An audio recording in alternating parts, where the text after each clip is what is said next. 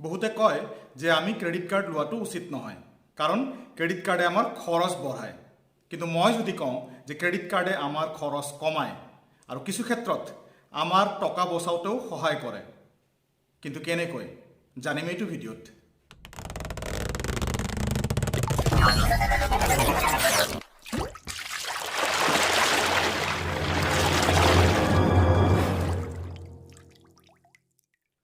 নমস্কাৰ বন্ধুসকল মোক প্ৰায়ে বহুতেই সুধি থাকে যে আমি ক্ৰেডিট কাৰ্ড লোৱাটো উচিত হয় নে নহয় সেই ক্ষেত্ৰত মই ক্ৰেডিট কাৰ্ডৰ মেৰিটছ আৰু ডিমেৰিটছ গোটেইখিনিয়ে আলোচনা কৰি দিওঁ যাতে মোৰ বন্ধুসকলে ডিসাইড কৰিব পাৰে যে তেওঁলোকে ক্ৰেডিট কাৰ্ডটো লোৱা উচিত হয় নে নহয় যদি আমি ক্ৰেডিট কাৰ্ডৰ মেৰিটছ বা এডভান্টেজেছ বা যাক আমি সুবিধা বুলি কওঁ সেই বিষয়ে আমি আলোচনা কৰোঁ তেন্তে প্ৰথমতে আহিব পইণ্ট নম্বৰ 1 ওয়েলকাম বেনিফিট বা ৰিনুৱেল বেনিফিট আজিকালি প্ৰায়ভাগ ক্ৰেডিট কাৰ্ডতে এটা বেনিফিট থাকে সেয়া হ'ল ওয়েলকাম বেনিফিট আমি যেতিয়া ক্ৰেডিট কাৰ্ড লওঁ তেতিয়া লগে লগে আমি কিছুমান বেনিফিট পাওঁ যেনে হয়তো সেয়া ফ্ৰী ভাউচাৰ্ছ হ'ব পাৰে বা ক'ৰবাত কিবা ডিছকাউণ্ট অফাৰ থাকিব পাৰে তেনেধৰণৰ অফাৰ্ছ কিছুমান থাকে য'ৰ পৰা আমি আমাৰ কিছু হ'লেও পইচা বচাব পাৰোঁ এটা এক্সাম্পল দিওঁ যদি আমি এটা ভাউচাৰ পাওঁ শ্বপিং ভাউচাৰ হয়তো 1500 টকাৰ হ'ব পাৰে বা 2000 টকা হ'ব পাৰে বা 5000 টকাৰো হ'ব পাৰে আৰু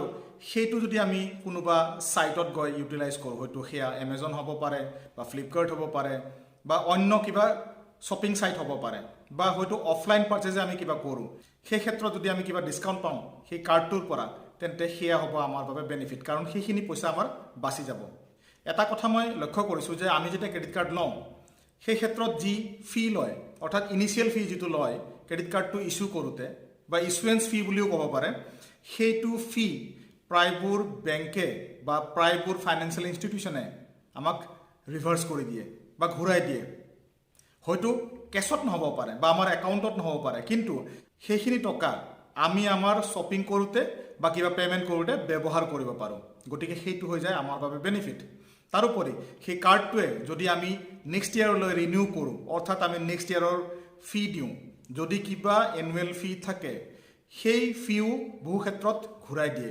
কোম্পানীজবোৰে বা বেংকছবোৰে গতিকে সেই ক্ষেত্ৰতো আমাৰ ভালেখিনি লাভ হৈ যায় আমাৰ পইচাখিনি বাচি যায় গতিকে এই ফাইনেন্সিয়েল বেনিফিটখিনি আমি ক্ৰেডিট কাৰ্ডটো লওঁতেই পাওঁ বা নেক্সট ইয়েৰ কাৰ্ডটো ৰিনিউ কৰোঁতেও পাওঁ লগতে আপকামিং ইয়েৰ্ছবোৰতো পাওঁ গতিকে এই ক্ষেত্ৰতো আমাৰ কিছু হ'লেও টকা বাচি যায় এতিয়া আহোঁ নেক্সট পইণ্টলৈ পইণ্ট নম্বৰ 2 কেছবেক বেছিভাগ ক্ৰেডিট কাৰ্ডতে কেছবেক ফেচিলিটি থাকে কেছবেক কি হয় আমি যেতিয়া কিবা এটা খৰচ কৰোঁ কাৰ্ডেদি ধৰি ল'লোঁ আমি 100 টকাৰ কিবা এটা পে'মেণ্ট কৰিলোঁ য'ত আমি 1 টকা এটা ৰিফাণ্ড পাওঁ সেই ৰিফাণ্ডটো আমাৰ বাবে বেনিফিট হৈ যায় এতিয়া এটকা এটা আমাৰ বাবে ডাঙৰ নালাগিব পাৰে কিন্তু যেতিয়া আমি ডাঙৰ খৰচ কৰোঁ তেতিয়া সেই এটকাও আমাৰ বাবে বেনিফিচিয়েল হৈ যায় কাৰণ যদি আমি 10,000 টকা এটা খৰচ কৰোঁ তেন্তে সেই এটকাৰ ঠাইত বাচিব আমাৰ 100 টকা ঠিক তেনেধৰণে কিছুমান কাৰ্ডত 1% কেছবেকৰ ঠাইত 1.5% কেছবেকো থাকে মই এনেকুৱা কাৰ্ডো দেখিছোঁ য'ত 2% 3% বা 5% লৈকেও কেছবেক পোৱা যায় তো আমি ক্ৰেডিট কাৰ্ড লওঁতে সেই কেছবেকৰ বেনিফিট কি পাম সেইখিনি চাই লোৱা উচিত যে কোনটো কাৰ্ড ল'লে আমাৰ বেছি বেনিফিট থাকিব আৰু এই বেনিফিট অকল অফলাইন বা শ্বপিং মলত গৈ খৰচ কৰিলেই নহয় অনলাইন কিছুমান খৰচ কৰোঁতেও আমি সেই বেনিফিটবোৰ পাওঁ যেনে ধৰক আমি ৰেলৱে টিকেট বুকিং কৰিলোঁ বা আমি ফ্লাইট টিকেট বুকিং কৰিলোঁ বা আমি কিবা কিনিলোঁ বা আমি অনলাইন এমেজনত বা ফ্লিপকাৰ্টত বা মিন্ত্ৰাত বা তেনেধৰণৰ অন্যান্য শ্বপিং ছাইটবোৰত আমি কিবা কিনিলোঁ তেন্তে আমাৰ সেই বেনিফিটবোৰ আহি যায় মন কৰিবচোন কেতিয়াবা ফ্লিপকাৰ্ট বা এমেজনত যেতিয়া আমি পে'মেণ্ট কৰিবলৈ যাওঁ প্ৰায়ভাগতে ক্ৰেডিট কাৰ্ডবোৰ মেনশ্যন থাকে যে কোনটো ক্ৰেডিট কাৰ্ডত কিমান ডিছকাউণ্ট আছে আৰু প্ৰায়ে দেখা পাওঁ যে ক্ৰেডিট কাৰ্ডৰ ক্ষেত্ৰত এটা এডিশ্যনেল বেনিফিট দিয়ে এডিশ্যনেল ডিছকাউণ্ট থাকে এডিশ্যনেল অফাৰ থাকে গতিকে সেই অফাৰখিনি যদি আমি লওঁ তেন্তে আমাৰ যথেষ্টখিনি টকা বাচি যায় তাৰোপৰি কিছুমান পে'মেণ্ট এপছ আছে ফৰ এক্সাম্পল গুগল পে' হৈ গ'ল বা এমেজন পে' হৈ গ'ল বা মবিকুইক হৈ গ'ল ফোনপে' হৈ গ'ল এইবোৰৰ থ্ৰুদিও যেতিয়া আমি পে'মেণ্ট কৰোঁ তেতিয়াও আমি ক্ৰেডিট কাৰ্ড ইউজ কৰিব পাৰোঁ তেতিয়া আমি ডাবল বেনিফিট পাওঁ ক্ৰেডিট কাৰ্ডৰ বেনিফিটখিনিতো আমি পালোৱেই লগতে সেই এপৰ বেনিফিটো আমি পাওঁ বহু ক্ষেত্ৰত কিছুমান এপেতো আমাক কিছুমান ছুপাৰ কেছ দিয়ে ছুপাৰ কেছ অৰ্থাৎ কিছুমান বেলেঞ্চেছ আমাৰ নামত জমা হৈ যায় যিখিনি বেলেঞ্চ আমি নেক্সট পে'মেণ্ট কৰোঁতে ব্যৱহাৰ কৰিব পাৰোঁ গতিকে তেনেকৈ আমি ভালেখিনি পইচা বচাব পাৰোঁ ক্ৰেডিট কাৰ্ডৰ থ্ৰুদি তাৰপিছত আহিল ৰিৱাৰ্ড পইণ্টছ। আমি ক্ৰেডিট কাৰ্ডেৰে যিখিনি খৰচ কৰোঁ তাৰ এগেইনষ্টে কিছুমান পইণ্টছ জমা হয় আমাৰ একাউণ্টত, অৰ্থাৎ আমাৰ আইডিত, আৰু সেই পইণ্টছখিনি আমি ৰিডিম কৰিব পাৰোঁ। হয়তো কিবা গিফ্ট হ'ব পাৰে বা হয়তো আমি কিবা ফ্ৰী ভাউচাৰ্ছ পাব পাৰোঁ। গতিকে সেইখিনিও আমাৰ বাবে ফাইনেন্সিয়েল বেনিফিটছ হৈ যায়। আমাৰ সেই জমা হোৱা ৰিৱাৰ্ড পইণ্টছখিনি আমাৰ শ্বপিঙত ব্যৱহাৰ কৰি যিখিনি পইচা আমি বচাব পাৰোঁ সেইখিনি হৈ যায় আমাৰ বাবে ফাইনেন্সিয়েল বেনিফিট। এতিয়া আহিলোঁ নেক্সট বেনিফিটলৈ, সেয়া হ'ল ইমিডিয়েট পাৰ্চেজ বেনিফিট। কেতিয়াবা আমি এনেকুৱা কিছুমান অফাৰ্ছ পাওঁ যিটো অকল সীমিত সময়ৰ বাবে থাকে। হয়তো আজিয়ে আছে ডিছকাউণ্টটো বা অহা 7 দিনলৈ বা 10 দিনলৈ আছে, কিন্তু অহা 10 দিন বা 15 দিনত আমি সেইখিনি পে'মেণ্ট কৰাৰ কাৰণে আমাৰ হাতত টকা নাই এতিয়া। তেতিয়া আমি কি কৰিম? তেতিয়া আমি ক্ৰেডিট কাৰ্ডটো ব্যৱহাৰ কৰিব পাৰোঁ, কাৰণ ক্ৰেডিট কাৰ্ডটো ব্যৱহাৰ কৰিলে আমাৰ হাতত টকা নাথাকিলেও কথা নাই, আমি ভৱিষ্যতে সেই পে'মেণ্টটো কৰিলেও চলিব। যিখিনি বিল আহিছে তাতে পে'মেণ্ট কৰিলেও চলিব। গতিকে আমি সেই অফাৰটো লছ নকৰোঁ। যদি আজি 10% ডিছকাউণ্ট আছে, হয়তো গোটেই মাহটোৰ কাৰণে আছে, য'ত আমি অকল 9,000 পে' কৰিব লাগে আউট অফ 10,000, তেন্তে আমাৰ 1,000 এটা বাচি যায়। কিন্তু অহা মাহত যদি আমি কিনো বস্তুটো, তেন্তে আমি 10,000 পে' কৰিব লাগে, অৰ্থাৎ ডিফাৰেঞ্চ যিটো আহিল 1,000। সেই 1,000টো বাচি গ'ল আমাৰ হাতত ক্ৰেডিট কাৰ্ড থকাৰ কাৰণে। আমি ইমিডিয়েট যি পাৰ্চেজ বেনিফিট পাওঁ বা যি অফাৰ্ছ বা ডিছকাউণ্টছ পাওঁ সেইখিনি আমি এভেইল কৰিব পাৰোঁ, আমাৰ লছ নহয়। আৰু প্ৰায় ফেষ্টিভেলছবোৰত ভাল অফাৰ্ছ দি থাকে, আৰু সেই অফাৰ্ছখিনিৰ যোগেদি আমি ভালেখিনি টকা বচাব পাৰোঁ। এতিয়া আহিলোঁ next point, grace days. Grace days মানে কি? ক্ৰেডিট কাৰ্ডত ইমিডিয়েট পে'মেণ্ট কৰিব নালাগে। যিটো বিল হয় সেই বিল আমি এটা পিৰিয়ডৰ পিছত পে' কৰিব লাগে। গতিকে ইয়াতে বেনিফিটটো কি হৈ যায়? আমাৰ হাতত টকা আছে বা আমাৰ একাউণ্টত টকা আছে, কিন্তু যদি আমি একাউণ্টৰ পৰা ডাইৰেক্টলি পে' কৰি দিওঁ কেছত বা ডেবিট কাৰ্ডেদি, তেতিয়া কি হয়? আমি যিখিনি ইণ্টাৰেষ্ট পাবলগীয়া আছে বেংকৰ পৰা সেইখিনি আমি লছ কৰিম। অহা 30 দিনৰ বা 45 দিনৰ যিখিনি আমি ইণ্টাৰেষ্ট পাবলগীয়া আছিলে সেইখিনি আমাৰ লছ হ'ব, আমাৰ পকেটৰ পৰা যাব। গতিকে ইমিডিয়েটলি আমি ডেবিট কাৰ্ড ইউজ কৰি বা কেছত নিদি যদি আমি ক্ৰেডিট কাৰ্ড পে' কৰোঁ আৰু যেতিয়া বিল আহিব তেতিয়া আমি পে' কৰোঁ, তেন্তে অহা 30 দিন বা 45 দিনৰ যিখিনি ইণ্টাৰেষ্ট সেইখিনি আমাৰ বাচি যাব। গতিকে এইটো এটা হৈ যায় আমাৰ বাবে ফাইনেন্সিয়েল বেনিফিট। এই ক্ষেত্ৰত আৰু এটা বেনিফিট ক'ব খোজোঁ।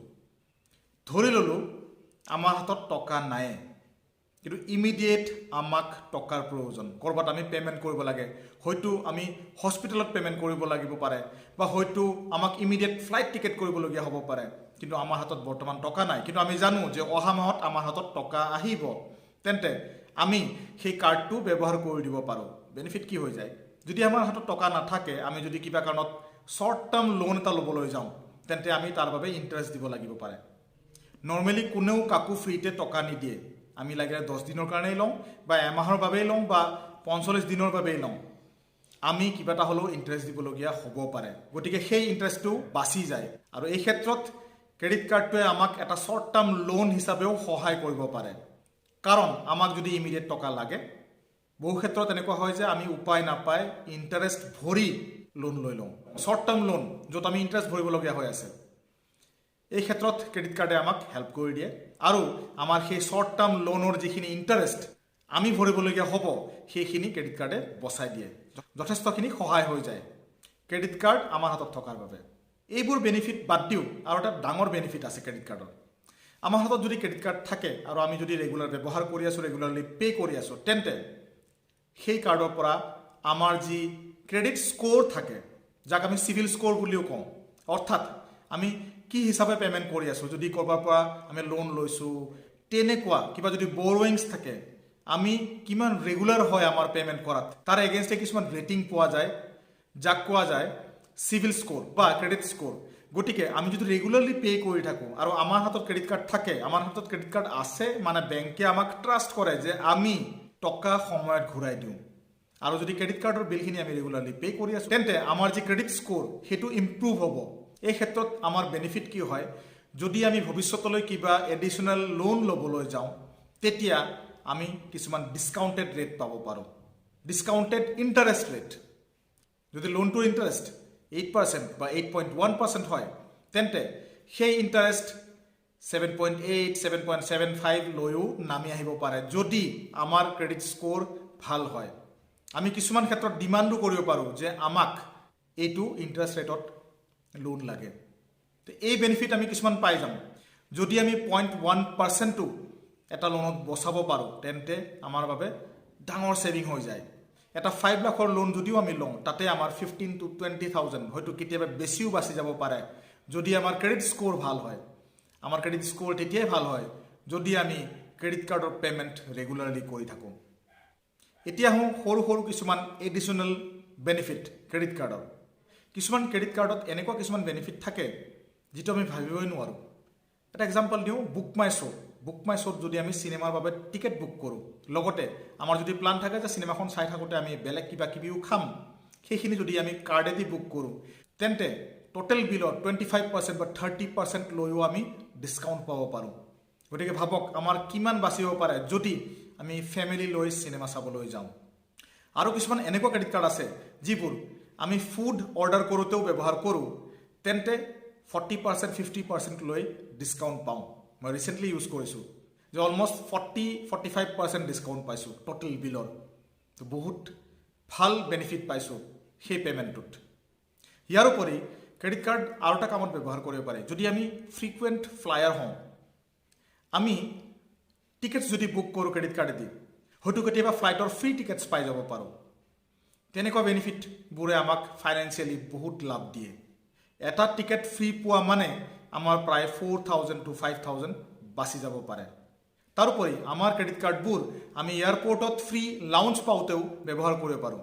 ফ্ৰী লাউঞ্জ মিনছ কিছুমান প্ৰায়ৰিটি লাউঞ্জ থাকে য'ত খোৱা বোৱা একেবাৰে ফ্ৰী থাকে, য'ত হয়তো বিল 1,000ৰ ওপৰত হ'লেহেঁতেন, কিন্তু আমি যিটো ক্ৰেডিট কাৰ্ড ব্যৱহাৰ কৰোঁ সেইটো যদি আমি ব্যৱহাৰ কৰোঁ তাতে, তেন্তে আমাৰ এটকাও নালাগে, ফ্ৰী হৈ যায়। হয়তো তাতে ভাগ থাকিব পাৰে, কেটেগৰিজ থাকিব পাৰে, কিন্তু আমি আমাৰ ক্ৰেডিট কাৰ্ডটো ইউজ কৰিব পাৰোঁ সেই ক্ষেত্ৰতো। কিছুমান ক্ৰেডিট কাৰ্ডত বছৰি 2বাৰ ফ্ৰী থাকে, কিছুমান ক্ৰেডিট কাৰ্ডত বছৰি 4বাৰ ফ্ৰী থাকে, আৰু কিছুমানত কোৱাৰ্টাৰলিয়ে 2-3বাৰ ফ্ৰী থাকে। গতিকে এইবোৰে আমাৰ ভালেখিনি টকা বচাই দিয়ে। আৰু এইবোৰৰ উপৰিও মেইন বেনিফিটটো হ'ল ৰেকৰ্ড কিপিং। আমি যিখিনি খৰচ কৰি আছোঁ তাৰ এটা বিল হয়। আমি যদি কেছত খৰচ কৰোঁ তেন্তে আমি গমেই নাপাওঁ ক'ত টকা গৈ আছে, ক'ত খৰচ গৈ আছে, আমি গমেই নাপাওঁ। কিন্তু ক্ৰেডিট কাৰ্ডৰ যোগেদি যেতিয়া আমি খৰচ কৰোঁ তেন্তে আমি এটা বিল পাওঁ। আমি গম পাওঁ যে যোৱা মাহত আমি ক'ত কেনেকৈ কি খৰচ কৰিলোঁ। আমি ৰেগুলাৰলি আমি কৰা খৰচখিনি চাই যাব পাৰোঁ, এনালাইচিছ কৰিব পাৰোঁ আমাৰ মোবাইল এপত। কাৰণ প্ৰতিটো ক্ৰেডিট কাৰ্ডৰ বাবে মোবাইল এপ থাকেই, আমি তাতে গৈ আমাৰ বিলিং ডিটেইলছ চাব পাৰোঁ। গতিকে সেই ক্ষেত্ৰত আমি গম পাওঁ যে আমি ক'ত বেছি খৰচ কৰি আছোঁ আৰু আমি কেনেকৈ ব্যৱহাৰ কৰিলে অহা মাহত আমি আৰু টকা বচাব পাৰিম। আমি তাতে গম পাম যে আমাৰ কেছবেক কিমান আহিল, আমি মাহটোত কিমান টকা বেনিফিট পালোঁ, তাতে গম পাই যাম, ডিটেইলছ থাকিব। আমি যদি ক্ৰেডিট কাৰ্ডেদি পেট্ৰল কিনো বা ডিজেল কিনো তেতিয়াও তাতেও বেনিফিট থাকে। তেনেকুৱা সৰু বেনিফিটবোৰে আমাক এটা ডাঙৰ বেনিফিট দিব পাৰে গোটেই বছৰটোত। এই বেনিফিটখিনি আমি বিলতে গম পাই যাওঁ, ডাঙৰ বেনিফিট হৈ যায়। আমি ভাবিবই নোৱাৰোঁ, যদি কেলকুলেশ্যন কৰোঁ গোটেই বছৰটোত এটা হিউজ বেনিফিট হয় আমাৰ বাবে। কিন্তু এই গোটেইবোৰ বেনিফিট আমাৰ বাবে একচুৱেলি বেনিফিচিয়েল তেতিয়াহে হ'ব যদি আমি সেই ক্ৰেডিট কাৰ্ডৰ বিল সময়মতে পে' কৰোঁ, আমি একো ডিউজ নাৰাখোঁ, আমি কোনো ধৰণৰ EMI নকৰোঁ আমাৰ যিখিনি খৰচ হৈছে তাৰে। অৰ্থাৎ আমাৰ যি বিল হৈছে সেইটো আমি কোনো লোন বা EMIত পৰিণত নকৰোঁ। তেতিয়াহে ক্ৰেডিট কাৰ্ডটোক আমি এটা ভাল প্ৰডাক্ট বুলি ক'ব পাৰোঁ আমাৰ বাবে। তাৰোপৰি ক্ৰেডিট কাৰ্ড কেতিয়াও ATMত ব্যৱহাৰ নকৰিব। যদি ATMত ব্যৱহাৰ কৰে আৰু পইচা ওলায় তেন্তে তাৰ ওপৰতো ডেইলি বেচিছত ইণ্টাৰেষ্ট দিবলগীয়া হয়, যিটোৱে আমাৰ ফাইনেন্সিয়েল বেনিফিটখিনি কমাই দিব পাৰে। গতিকে এই সৰু কথাখিনি যদি আমি মনত ৰাখোঁ আৰু ভালকৈ ব্যৱহাৰ কৰোঁ তেন্তে আমি ক্ৰেডিট কাৰ্ডৰ ফুল বেনিফিট উঠাব পাৰিম। গতিকে বন্ধুসকল, আজিৰ এই ভিডিঅ'টো আপোনালোকৰ কেনে লাগিল? আপোনালোকৰ বহুমূলীয়া মতামতটো কমেণ্ট ছেকশ্যনৰ জৰিয়তে জনাবলৈ নাপাহৰে যেন। লগতে যদি এই চেনেলটোত আপুনি আজি নতুনকৈ আহিছে তেন্তে চেনেলটো ছাবস্ক্ৰাইব কৰি বেল আইকনটো বজাই দিবলৈ নাপাহৰে যেন, যাতে মোৰ আহিবলগীয়া ভিডিঅ'সমূহ আপোনালোকে মিছ কৰিবলগীয়া নহয়। ধন্যবাদ।